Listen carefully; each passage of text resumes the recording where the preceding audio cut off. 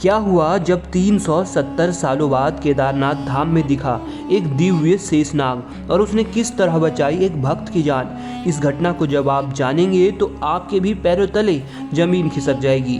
शुरुआत करने से पहले महादेव के सभी सच्चे भक्त कमेंट बॉक्स में हर हर महादेव जरूर लिखें। दोस्तों, यह घटना है उत्तर प्रदेश से संबंधित सन 2013 की, जहां विनय शर्मा नाम के एक व्यक्ति ने अपने माता पिता के साथ केदारनाथ धाम जाने की योजना बनाई।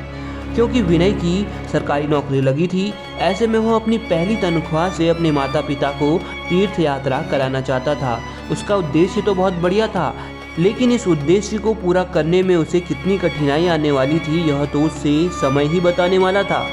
सबसे पहले 12 जून सन 2013 को वे लोग ऋषिकेश तथा देवप्रयाग पहुंचे, जहां उन्होंने यमुनोत्री एवं गंगोत्री के दर्शन भी किए। इसके बाद वे लोग केदारनाथ के लिए रवाना हो गए। अगले दिन 13 जून को विनय अपने माता पिता के साथ केदारनाथ की यात्रा की ट्रैकिंग कर रहा था।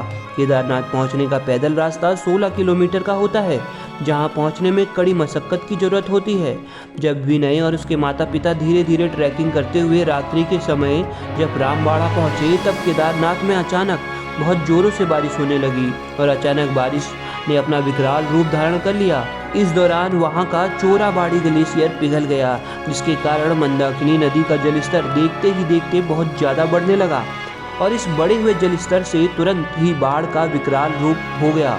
दोस्तों, वो दृश्य वास्तव में बहुत ही भयानक था, जब केदारनाथ, बद्रीनाथ, यमुनोत्री, गंगोत्री और हेमकुंड सभी जगहों पर बाढ़ ने अपना कहर बरपाया था। और बाढ़ का ये सैलाब जब रामबाड़ा पहुंचा तो विनय ने खुद की जान को छोड़ सबसे पहले अपने माता पिता की जान बचाने के बारे में सोचा और उसने अपने माता पिता को किसी तरह एक सुरक्षित स्थान पर पहुंचा दिया। लेकिन इसी बीच वो खुद को नहीं बचा पाया और बाढ़ की चपेट में आकर पानी के प्रवाह में बह गया। विनय भी अब सैकड़ों लोगों की तरह उस बाढ़ में बहता जा रहा था। उसे मन ही मन ये लग रहा था कि वह अब बचेगा नहीं, परंतु उसके मन में एक संतुष्टि थी कि उसने अपने माता पिता को एक सुरक्षित स्थान पर पहुंचा दिया। परंतु कहते हैं ना कि जो लोग खुद से ज़्यादा दूसरों की मदद को आगे आते हैं, उनकी रक्षा करते हैं, ऐसे में स्वयं महादेव उस व्यक्ति की रक्षा करते हैं और महादेव का आशीर्वाद ऐसे व्यक्ति पर होता है। दोस्तों, विनय धीरे धीरे पानी के बहाव के साथ बहता जा रहा था। तभी उसने महसूस किया कि उसके हाथ के समीप एक रस्सी आई हो और उसने तुरंत ही मौका पाकर उस रस्सी को पकड़ लिया। वो रस्सी के सहारे आगे जाता जा रहा था। उसे ये पता नहीं था कि वह किधर जा रहा था, परंतु उस समय उसे महादेव पर पूरा विश्वास था और देखते ही देखते उस रस्सी के सहारे विनय एक सही और सुरक्षित स्थान पर पहुंच गया।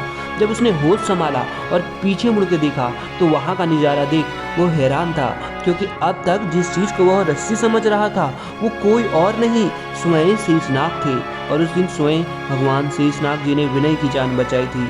इस चमत्कार को देख विनय को पहले तो यकीन ही नहीं हुआ, परंतु सब कुछ उसकी आंखों के सामने हो रहा था और उस समय भक्तिभाव से उसके मुंह में सिर्फ हर हर महादेव का जयकारा ही निकला। और थोड़ी देर बाद शेषनाग जी विनय की आंखों से ओझल हो गए।